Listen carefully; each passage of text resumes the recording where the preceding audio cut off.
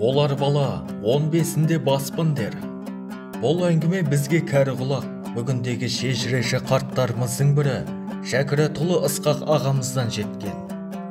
Ол кісі өз кезегінде тақтаға атанған Айым Шаңытбайұлы Атшыбайдан естіпті. Атшыбай тақтақ өзі қатарлы шалдарға мен бұл әңгімені әкемнің туған ағасы Құдабайдан естіп едім деп әңгімелейді екен. Айым Құдабай ата Ерменбет бимен тұстас, сапарлас болған. Талай жиын кеңестерге бірге қатысып, дауды шешкен. Адай уезіндегі 9 судьяның бірі болған инабатты кісі екен. Құдабай Ерменбет туралы әңгімелегенде, Ерменбет сөйлегенде, оның сөзі ақ еділдің өрден аққан ақбас толқынындай кімді де болса тоқтатып, тыңдаушы қауымды өзіне түгелдей тартып алатын еді, деп отырады екен. Сол Құдабай биден естіген әңгімесін Атшыбай тақтақ былайша баяндар еді. Адай ауылдары арасында көптен бері шешілмей, қиянағына жете алмай келе жатқан мал дауы бар екен. Сол дау билер алқасында қаралып шешіледі деген хабармен ауылдың қарттарына еріп 15 жасар Ерменбет те барыпты. Дауды тыңдауға ел көп жиналыпты.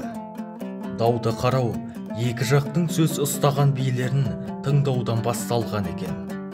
Ара ағайын және сол уақыттағы белді би саналатын Кейікбай Жолдасбай әрі-бері сөйлегенмен сөзінде тұрлаулы пікір, екі жақты риза етерлік уәж айтылмапты. Бұл өзі Кейікбайда Жолдасбай сөз сөйлейді шаншылып деп елден бағалған кісі көрінеді. Бірақ оның ұзақ сонар әңгімесінен дауға жиналған ел жалғып кеткендей болыпты. Айтулы бидің молжың сөзінен жиналғандардың жалғып кеткенін көрген, өзі де қанағаттанбай тұрған балаң жігіт Ерменбет дауды тыңдап отырған билер алқасында жақындап келіп, «Рұқсат болса, менде бір сөзім бар еді», депті. Сонда Жолдасбай би қасында тұрғандарға қарап, «Мынау қай бала?» деп сұрапты. Ерменбетті танитын біреу, «Бұл Есентұрдың Ерменбет деген баласы ғой», деп жауап қайтарыпты.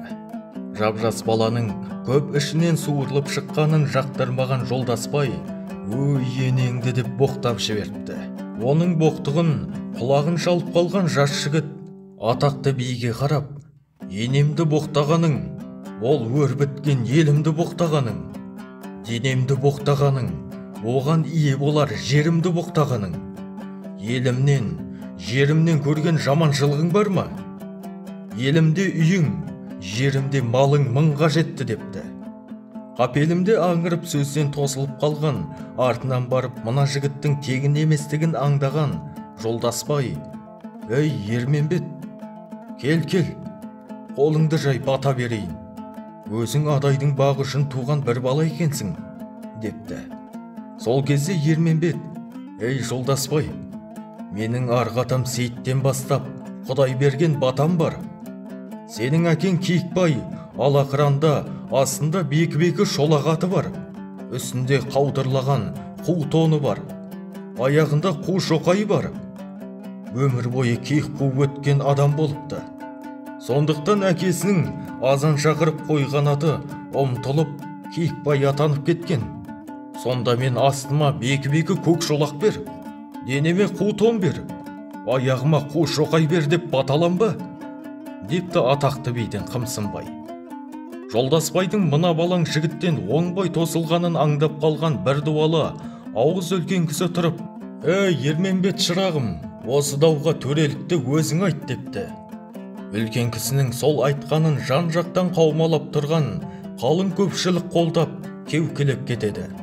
Ерменбет жұрттың шуылы басылған соң барып, таласушы екі жақ даудың аңысын аңдап, шешімін күткен арағайын келісіп кесімімді сөз айтуға рұқсат берсе, менің төрелігім дайын, депті айнала қоршап тұрған адамдарға жағалай қарап. «Бердік төрелік билікті, айтсын, рұқсат», деп көпшілік шу ете түсіпті.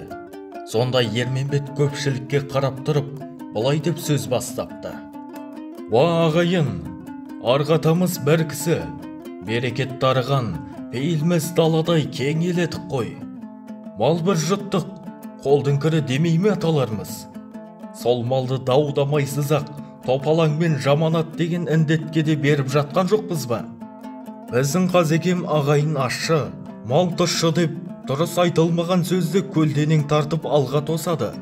Шындығында мал ашшы, ағайын тұщы болғанға жететін не бар?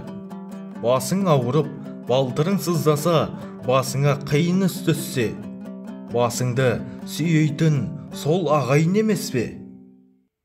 Қызылдасың да, жауласың да ағайын екені өтірік пе? Ит пен құсқа жем болып жатқан малға бола ағайын арасы ашылар болса, біздің елдігіміз қайсысы? Бірлігімізден не қалады?